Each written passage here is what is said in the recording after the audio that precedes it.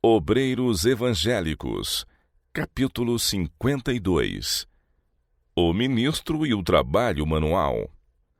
Ao mesmo tempo que Paulo tinha cuidado em apresentar aos seus conversos os positivos ensinos da Escritura com relação à devida manutenção da obra de Deus, e se bem que reclamasse para si, como ministro do Evangelho, o poder de deixar de trabalhar, 1 Coríntios 9:6, em empregos seculares como meio de vida, todavia, em várias ocasiões, durante seu ministério nos grandes centros de civilização, ele trabalhou no ofício para obter sua própria subsistência.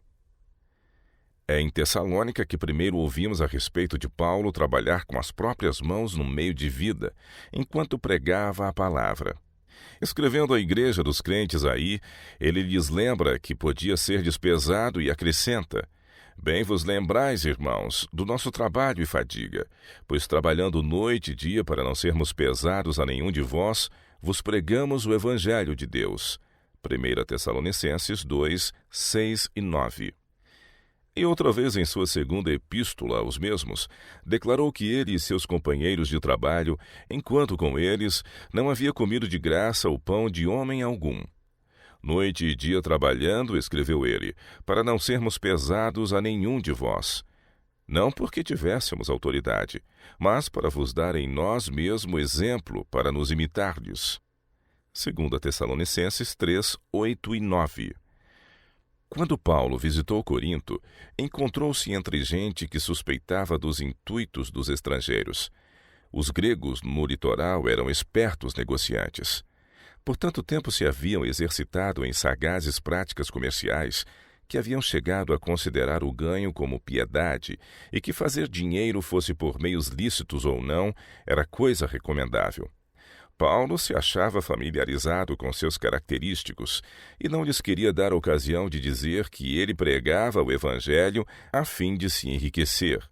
Ele podia, com razão, haver solicitado sustento de seus ouvintes coríntios, mas estava disposto a renunciar a esse direito a fim de que sua utilidade e êxito como ministro não fossem prejudicados por suas injustas suspeitas de que ele pregava o Evangelho por interesse. Ele procurava afastar qualquer ocasião de dar lugar ao mau juízo, a fim de não prejudicar a influência da mensagem. Pouco depois de sua chegada a Corinto, Paulo encontrou um certo judeu por nome Áquila, natural do Ponto, que havia pouco tinha vindo da Itália, e Priscila, sua mulher. Estes eram do mesmo ofício que ele. Banidos por decreto de Cláudio, que ordenava que todos os judeus saíssem de Roma, Áquila e Priscila tinham vindo para Corinto, onde estabeleceram um negócio como fazedores de tendas. Paulo fez indagações a respeito deles, e sabendo que eram tementes a Deus e estavam buscando evitar as contaminadoras influências de que se viam rodeados, ficou com eles e trabalhava. E todos os sábados disputava na sinagoga e convencia os judeus e gregos. Atos dos Apóstolos 18, de 2 a 4. Durante o longo período de seu ministério em Éfeso, onde ele desenvolveu por 3 anos a ativa obra evangelística através daquela região, Paulo trabalhava novamente em seu ofício. Em Éfeso, como em Corinto, o apóstolo foi alegrado pela presença de Áquila e Priscila, que o haviam acompanhado em seu regresso à Ásia ao fim de sua segunda viagem missionária. Alguns haviam que objetavam ao fato de Paulo lidar com suas mãos, dizendo ser incompatível com a obra de um ministro do Evangelho. Porque havia de Paulo, ministro da mais elevada categoria, assim ligar o trabalho mecânico com a pregação do Evangelho? Não era o obreiro digno de seu salário?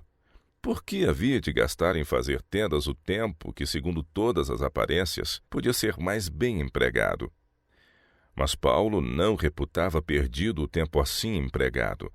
Enquanto ele trabalhava com Áquila, mantinha-se em contato com o grande mestre, não perdendo a oportunidade de testemunhar em favor do Salvador e de auxiliar os que disso necessitavam. Seu espírito esforçava-se sempre em busca de conhecimento espiritual. Dava a seus companheiros de trabalho instruções quanto às coisas espirituais e dava ao mesmo tempo um exemplo de atividade e de esmero. Ele era um operário ligeiro e hábil, diligente no negócio, fervoroso no espírito, servindo ao Senhor. Romanos 12, 11. Enquanto trabalhava em seu ofício, o apóstolo estava em contato com uma classe de pessoas que de outro modo não teria podido atingir. Ele mostrava aos seus cooperadores que a habilidade nas artes comuns é dom de Deus, o qual provê tanto o dom como a sabedoria para o empregar devidamente. Ensinava que mesmo nos labores diários, Deus deve ser honrado. Suas mãos calosas em nada diminuíam a força de seus comoventes apelos como ministro cristão. Se os ministros acham que estão sofrendo durezas e privações na causa de Cristo, vão em imaginação à oficina onde Paulo trabalhava. Tenham eles em mente que, ao mesmo tempo que esse escolhido homem de Deus está dando forma à lona, está trabalhando pelo pão a que faz jus por seus serviços como apóstolo. O trabalho é uma bênção, não maldição. O espírito de indolência destrói a piedade e ofende o Espírito de Deus. Uma poça d'água estagnada é prejudicial, mas uma corrente pura espalha saúde e alegria pela terra. Paulo sabia que os que negligenciam o trabalho físico em breve ficam enfraquecidos. Desejava ensinar aos jovens ministros que, trabalhando por suas mãos, pondo em exercício músculos e tendões, estes ficariam fortes para suportar as fadigas e privações que os aguardavam no campo evangélico. E ele compreendia que seus ensinos careciam de vigor e força, caso não mantivesse todas as partes do organismo devidamente exercitadas. Nem todos quantos sentem que foram chamados a pregar devem ser animados a atirar-se e a sua família imediatamente sobre a igreja para receber contínuo sustento financeiro. Há perigo de que alguns, de limitada experiência, sejam estragados por lisonjas e por imprudente animação a esperar inteiro sustento sem que haja de sua parte qualquer esforço sério.